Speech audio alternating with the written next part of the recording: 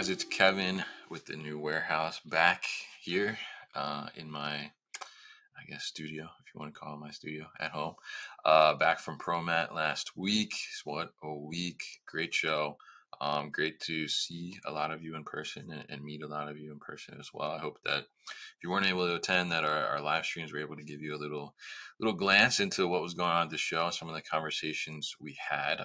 That was definitely a lot of fun doing that and getting that to happen. That was the first time we kind of done that live stream somewhere else on site somewhere. So that was a lot of fun, and definitely looking to do more of those in the future.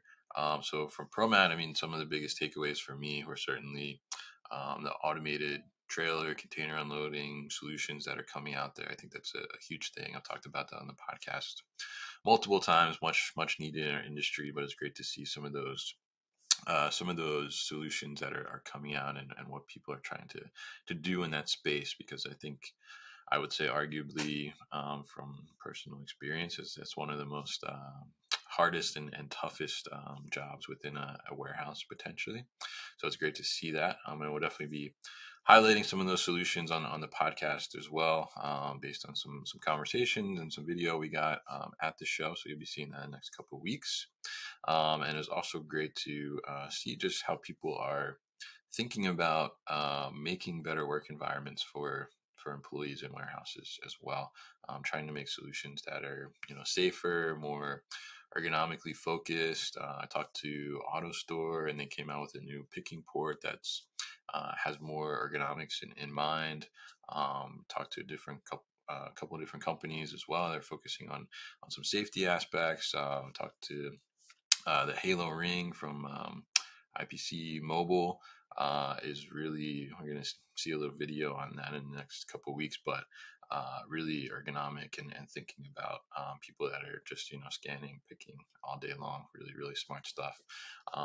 Wireless charging, definitely. I actually got my Resonant Link AC/DC shirt on here, which is very cool. Actually, if you see, it's like AC/DC, and it says for those about to charge. So wireless charging for forklifts. Very cool stuff. And we had Grayson, who's the CEO and founder on the podcast on a couple weeks ago. So definitely check out that episode with Resonant Link. And thanks to the team over there for the shirt. Very cool. Other than that, it's great to be back and trying to catch up on everything and get in touch with everybody that we connected with over there. So I'm curious, give me a comment and let me know what was your favorite thing at ProMat, or what was the favorite thing you heard about at ProMat if you weren't there. So definitely, we're going to have some great content coming for you in the next couple of weeks from ProMat, and showing off some of those solutions and some of the conversations we had there. Really interesting stuff. I hope that you enjoy them and find some fun in them. So on today's show, we're going to see a little bit from ProMat. We're going to have a warehouse safety tip from somebody that stopped by the booth at ProMat. And then we're also going to dive into a little bit with Bill Pedriana over at Big Joe Lift Trucks. And we're going to see their automated pallet mover and some of the other solutions they were showing off at ProMat. So stay tuned and let's hear that safety tip for this week. One of the safety tips that I think is the most important is to stay hydrated in a warehouse environment that can be extremely hot and very physical. One of the biggest issues that I saw in warehousing in a couple of the different companies that I've been at is associates passing out because of dehydration. So making sure you drink a lot of water is super important. I know for some companies, they actually have charts in bathrooms that show you the color of your urine, which I know in some cases can be humorous, but it educated me a lot. So you want the color to be pretty transparent, clear, not so like that dark gold, and that's a great measuring stick right there. That's a safety tip that I have. All right, thanks to Rodney for stopping by the booth at ProMat and giving that warehouse safety tip. Definitely a good tip. and definitely excited because I'm going to be actually going to check out his facility, which it turns out we had to go to Chicago to find out is about 15 minutes down the road from me. So I'm going to be going to check that out next week. Very interested to see that new facility and what it looks like. But now we're going to dive into a little bit with Big Joe. I use Big Joe LPT 26. Actually, I have it at our micro fulfillment center, which is awesome. And I'll say it's saved so much pain and frustration because we were using a manual jack to unload in the city. And I think I'll definitely do a video for you guys on kind of the before and after the improvement there. It's really pretty remarkable once we put that in place, how it kind of changed things for us receiving pallets and unloading at our micro fulfillment center. So we're going to check this out with Bill, and this is from ProMat last week. So hope you enjoy, and definitely leave in the comments what you think is great about the solution. So thanks for tuning in this week, and let's check this segment out with Bill. Hey guys, it's Kevin with the new warehouse here at ProMat 2023 on day 4, and we are at the Big Joe booth here. I'm joined by my friend Bill Pedriana at Big Joe. So Bill, why don't you tell us a little bit about what's going on with Big Joe at ProMat? We're showing kind of the star of the show for us is our new pallet mover. We've been working on making a self-contained autonomous pallet jack now for about 5 years. We had some fits and starts. When we started doing it, we thought it would be a little bit easier than we had never really got into AGVs or AMRs before. It was all brand new for us. So it took a little longer for us to get the right partner and get to market, but with Thorough AI, we found a fantastic partner, and we're really excited about the pallet mover, and the response from the show, the attendees at the show has been really tremendous. Yeah, absolutely. And I think what I love about Big Joe is just the simplicity of the products and how you really make it easy to kind of just take these products, put them into operation almost immediately, and get yourself up and running, and really help to make that extra lift that you need. So tell us a little bit about what we see here with the pallet mover, and the pallet mover is right here as well, right? Yeah. And some of the functionality that went into this, and the thought, and why it's such an easy thing to deploy. One of the visions for this product was to be able to receive it, map your facility, and put it into operation in less than an hour. And we thought that would really change everything, because there's so much systems integration and so much time and all sorts of setup.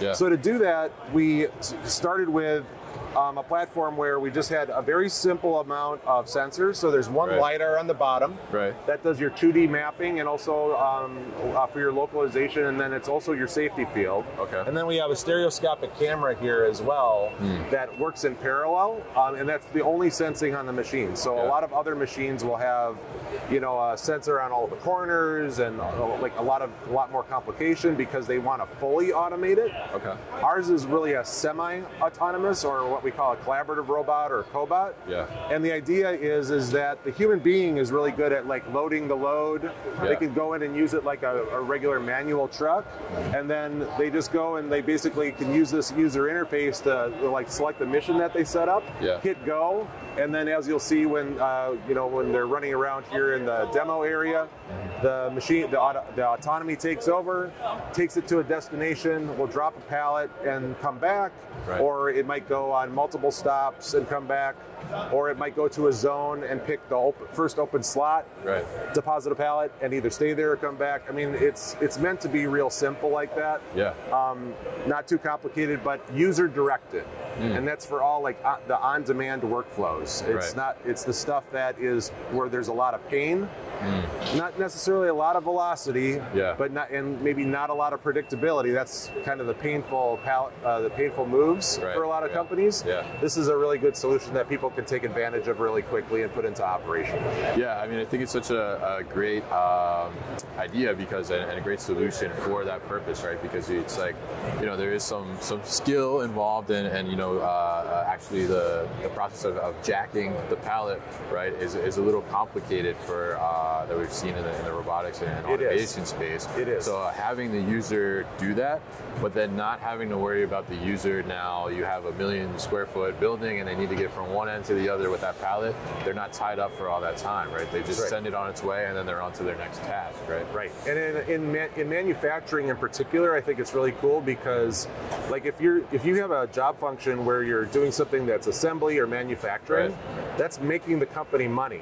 Yeah, right. Exactly. Driving the forklift is just a cost. Yes. So the more you can keep people on the value-added tasks and like have automation handle the non-value-added part, that's where you can really start, getting the major efficiencies, not just in productivity but in cost. Yeah, absolutely. And I think if we look at the machine, we can see the simplicity too. I mean, even on the screen, like 3 big buttons. 3 big buttons. Very simple, right? Right. So definitely very interesting, and it's great to. We talked to Patrick of Thoro at AI. He told us a little bit too about the idea to just do one LiDAR sensor, which also makes it a simpler build, which I'm sure helps with the cost as well, right? Sure.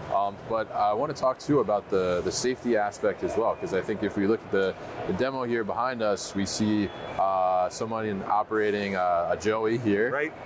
But right alongside the autonomous pallet mover as well. So tell us a little bit about the safety aspect. Right. So we wanted with our display here at ProMat to have it be really accessible, right? If you were to look at some of the other places that have autonomous units on the floor, they have these big barriers where it seems kind of scary. I mentioned that the other day when we were talking. Yeah. And like here, we just got these basic, kind of stanchions, and we've got a gentleman there going on a man-up vehicle on the show floor, running in parallel with the pallet mover AMR. It just, we're hoping that people pick up on that.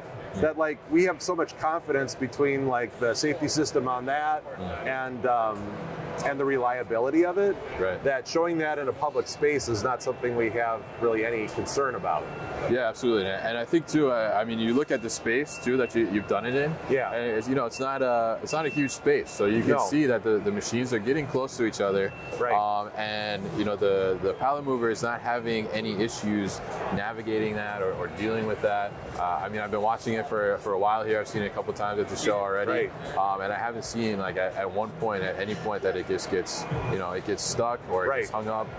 It's not confused that oh, something's 10 feet away from me, what do I do? It's actually kind of fun. I was kind of driving the Joey a couple times during the show. Yeah. And I was purposely trying to go up to it and do kind of the standoff, and having it go right around me. And the thing that was really cool is that it wouldn't have to do the super big deviation. Yeah. It would just do enough deviation to just sneak around me. Really? And you start thinking about that, how that comes into play in a manufacturing environment, or a warehouse where they're basically putting a lot of pallets on the floor. A lot of times you go through peak season at a warehouse, they got pallets on the floor in the aisles and stuff is moving all over the time. It gets crazy. Yeah. And the ability to just kind of navigate really tightly like that without starting and stopping, I think that's another thing that people that know about autonomy, they're picking up on that and be like, wow, that's kind of different. Yeah, because I think to that point, I mean, it kind of goes to that Big Joe ethos almost that I was saying in the beginning there, where it's come in, put it in place, get running right away. And it's not necessarily going to be the perfect environment. As you said, there's going to be pallets on the floor. We're going crazy. It's peak season. We just got flooded with containers, this and that. So you want a solution that can take those tasks, like you mentioned, that are not really necessarily value added for the employee, right? And be able to take those and just be able to navigate the environment that you're already in, which I think is such a great key there. So really exciting to see this autonomous pallet mover here, and just see the simplicity and the flexibility of the solution. I think it's a really great thing. So why don't you kind of take us around the corner here and show us what else you got here, Big Joe? Yeah, that sounds good.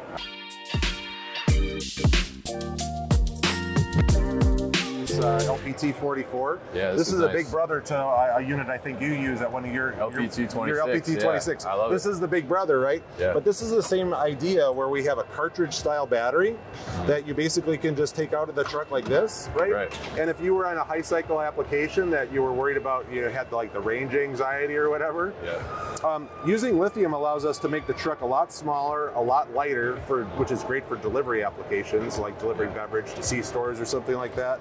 But if you have 2 of these, I mean, this would charge separate from the truck faster than you can deplete it on here. Right. So it's just like a cordless drill. Yeah. You know, you need to keep going. Just pop a fresh battery in. Yeah. But the use of lithium, and then the small form factors we're known for, that's one thing that we're showing at the show, but then how that ties into automation, because the same attributes that are really cool about making small machines with lithium is really great for general use, but it's also really great for automation. Because the lighter the machine, the smaller the machine, all the inertia created by the movement of that, right, with your safety sensors and all the technology you have to put on an autonomous vehicle, it helps really drive that cost down. And that's one thing we didn't really talk about earlier, but the pallet mover, you know, the simplicity also resonates with cost, where now all of a sudden, even if you're a small, like, you know, 10,000 square foot facility, you could take advantage of this technology at a price point that you wouldn't really contemplate, like a CapEx for a more complicated solution. Yeah, I think that's a great thing, having that accessibility to automation as well is so important, so that small to medium-sized business can still compete, you know, with the big guys as well. But I do want to say that, you know, the lithium as well, and like you said, I have the LPT 26, and I think it's fantastic. I mean, like he said, it's like a cordless drill, but it really is. Like you just pop out the battery, you put it in, it charges quick, and I would say I do want to put it out there that if you have some type of delivery service and they're making deliveries of pallets in the city, and you're not giving them like one of these or an LPT 26 to do that, like, you're killing them. You need to like step it up, give it to the driver. Every driver that I have that makes deliveries to me, like, they're like, oh, I wish I had this. Right, where can I get one of these? So, and it's, you know, super simple to use, super simple to move around, and the battery is just great as well. That's swappable, quick swap, quick charge. It's great stuff. So so I'm glad you're happy with it, and we get a lot of interest from the delivery guys. Right now, we are the world's largest manufacturer of lithium forklifts in the world. Oh wow! And a lot of it is because of the pallet trucks, you know, by unit volume. So it's really popular on the small pallet trucks. But because we're building our own lithium batteries and we're doing so much of it at scale, it allows us to keep our costs down across the board on all lithium. And that lends itself to trucks like this. So this is an introduction at the show. This is a 5,000 pound cushion tired truck. So the most popular forklift in North America for like long time was a 5 cushion. That's an LP gas 5,000 pound truck with cushion tires. Okay. This is the Spartan, and the idea behind this truck is taking kind of our kind of advantage in the lithium space and recreating a 5,000 pound cushion LP gas truck, same proportions, same design, same everything, but with a lithium battery that charges 12% every 15 minutes. It basically is going to help companies adopt lithium because it's the same design of a truck. Usually on a class 1 electric, you're going to sit a lot higher, and your knees are going to be scrunched, and you're going to be up high because the big lead acid battery has to be so large underneath you. You need the space. So now with lithium, you can make that power density is such that you can bring that battery much lower. And since we have we do our own lithium batteries, we have 360-degree control over the battery management system. We do our own CAN software. We obviously make our own trucks. Very vertically integrated. So we can reimagine what an LP gas truck looks like as if it was lithium powered, so that if you're using LP today, you can just be like, oh, this is just like the truck I'm used to, except I just have to plug it in every once in a while. And it can charge fast enough that you don't have that anxiety with LP where you can always throw a new tank on it. This charges so fast that you really don't have to worry about it not being ready to operate. I think that's a great thing, and it's great to create that adaptability as well. Like you said, like, you know, it's same kind of like form factor, same kind of thing that we're used to, but, you know, we're just changing out the energy situation, and it makes it so much easier for people to adapt that, I think, to their operation. And people are going to have to, because like in California, 2026, they're making it mandatory that you can no longer use like LP trucks. So more and more operations are going to have to find a solution that works for them. Even something as simple as this having an 83-inch collapse height. Most electrics are higher than that, and they can't go through doorways. So I mean, having something that just plugs right in, once again, plug and play like the robot, that's kind of what the Spartan's all about. All right, very cool stuff. This is now the CB30 and there's a 3500, so 3,000, 3,500 pound capacity. And we came up with a new model, and somebody would ask us like, hey Bill, why do you need a new one? You had one that you just made like 5-6 years ago and it's perfectly fine. Right. And the reason is that it's part of kind of one of our design philosophies that we call core forward.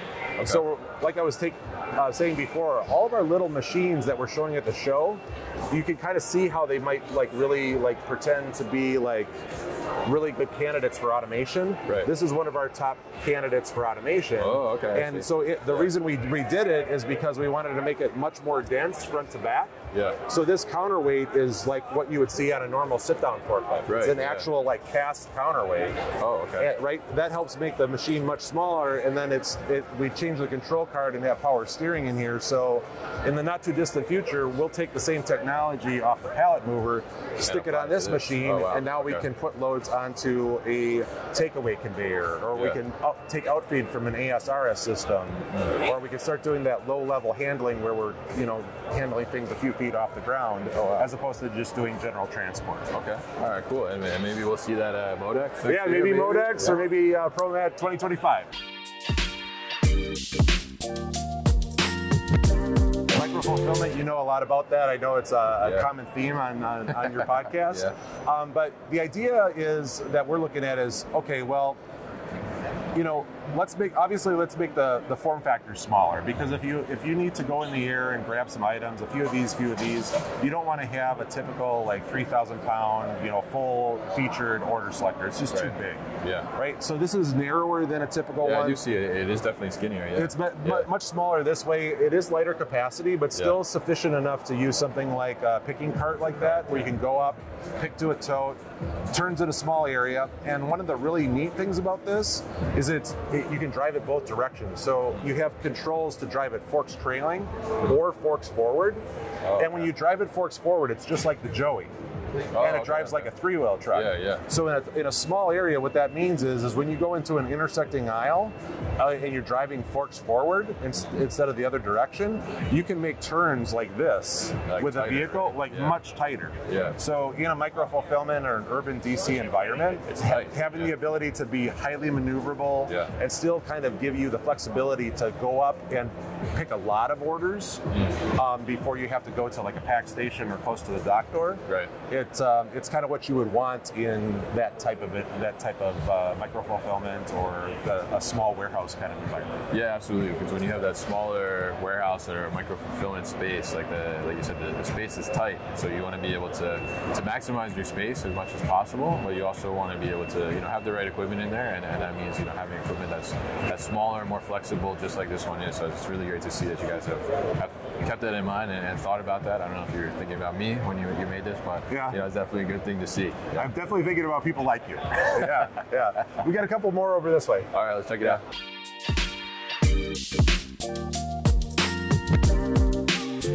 This is very interesting in that this kind of this is the base model of the pallet mover. So this is just for standard operation. Oh, okay. So this is kind of like the other things we've talked about here of like there's a base version and then an autonomous version.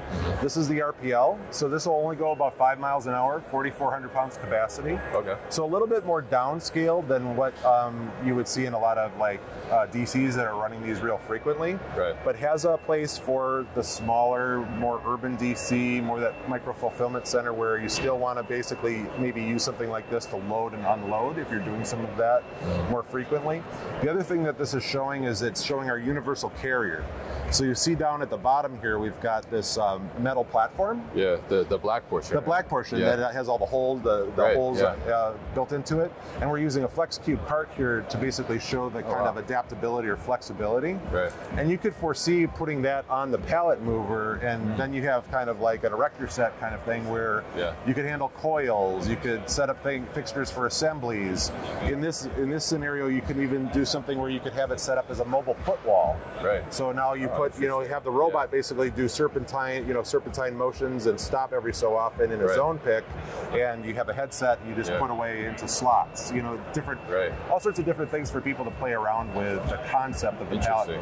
Yeah, very interesting, and I love the flexibility of that too, because like you said, you can have it now, take this card or this shelving setup here and be able to put like orders in here, and then send the autonomous one to the pack station or wherever it needs to go, or manufacturing table like we talked about earlier. So really, really interesting stuff here. Yeah. And then one last one I'd like to show you is the J2. Okay. So this is the J272, also very much on that kind of urban DC micro fulfillment kind of thing. Right. This is a hybrid truck. So, and a lot of people don't quite understand why it is. Yeah. But if people are familiar with like a center ride truck for order picking in a DC environment, okay. Yeah. That's one of the most common things you use for case pick. Yeah. Is you drive it like the school bus and you hop off it every once in a while and you throw the pallets on it, right? Yeah. It's always forks trailing. This vehicle operates much like that. So I have a control here with a laser. Okay. And when I put my hand on here, the logic of the machine is going to know that I'm driving this direction, and I drive this direction as if I'm like a center ride pallet truck. Okay. Forks are behind me. I'm driving down the aisle to do my case picks. Yeah. And the nice thing about it is when I get off to do the ground level pick of a case, I can use this mini mast to come up at like an ergonomic height. Level, yeah. So if I'm throwing beer or soda and I'm pulling it off a stack, I can just do this. Right. And when I do that, with this kind of hybrid approach, I'm going to take it and I'm going to stack, let's say, the beer out here. Yeah. On the far end of the pallet. Because the thing about this that's great for micro fulfillment is now on the second level, I can now drive it like this one, just like the other J2. I can drive it this direction. Right. And I can go up. And now I'm in that second level. Yeah. Right. And now I can take all my eaches and I can put them like close to me here. Right. And I can drive it more like, once again, just like the other one, like a 3-wheel truck going this direction.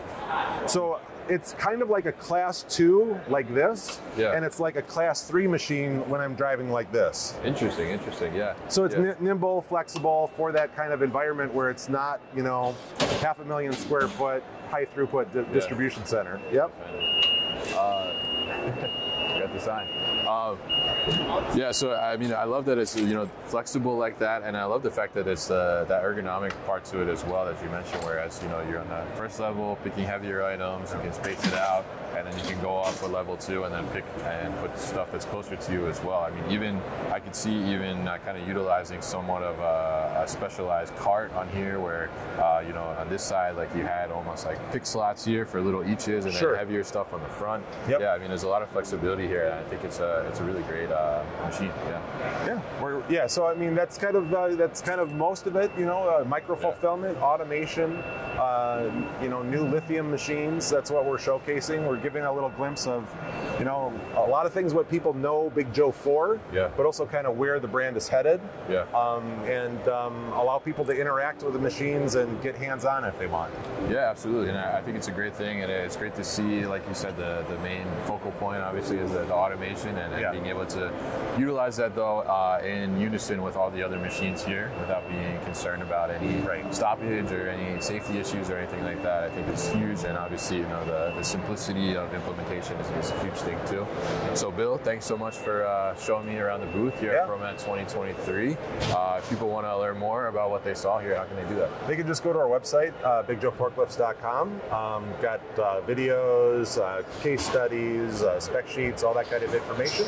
And they can also reach out to us at sales@bigjoeforklifts.com, and then one of our folks, our product specialists, can help them from there. All right, great. So thank you so much, Bill. Yeah, great seeing you, Kevin. All right, you too. Thanks so much.